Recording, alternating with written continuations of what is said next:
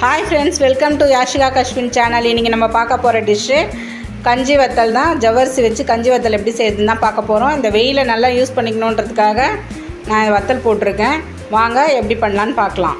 அதுக்கு அரை அழாக்கு ஜவ்வரிசி எடுத்து கொஞ்சமாக தண்ணி ஊற்றி ஒரு 5 மினிட்ஸ் ஊற வச்சுக்கோங்க. அப்போ தான் சீக்கிரம் வேகும். நான் 2 அழாக்கு பச்சரிசி மாவு எடுத்திருக்கேன். அதை நல்லா தண்ணி ஊற்றி கரைச்சிக்கணும். நல்லா தண்ணியாக கரைச்சிக்கிட்டு 1 கிளாஸ் பச்சரிசி மாவுக்கு 8 கிளாஸ் தண்ணி அளவு, இதுதான் கணக்கு. அடிகனமான நல்ல பெரிய பாத்திரத்தில், அகலமான பாத்திரத்தில் தண்ணி எடுத்துக்கோங்க. அப்போ தான் கலரத்துக்கு ஈஸியாக இருக்கும். தண்ணி கொதிக்க வச்சுட்டு அதில் ஜவ்வரிசி ஊற வச்சுருந்தாலும் அதை போட்டுக்கோங்க. சைடில் வந்துட்டு கொத்தமல்லியும் பச்சை மிளகாயும் நான் எடுத்திருக்கேன். அதை எடுத்து நல்லா மிக்சியில் கிரைண்ட் பண்ணிட்டு வந்துடுங்க. அந்த கரைச்சி வச்ச அரிசி மாவும் ஊற்றி நல்லா கிளறி விடுங்க.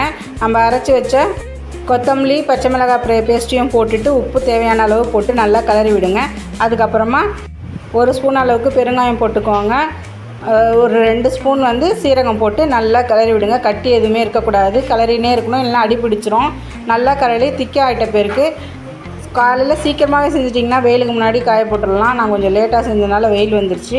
நல்லா 2 நாளைக்கு காயணும். இந்த வெயிலில் காஞ்சிச்சுன்னா அதை துணியை திருப்பி போட்டு லைட்டாக தண்ணி தெளிச்சிட்டு எடுத்திங்கன்னா அந்த வத்தல்லாம் தனியாக எடுத்துடலாம். அதை சும்மா தட்டில் போட்டு நேரம் காய வச்சுடுங்க. அவ்வளோதான், வத்தல் ரெடி.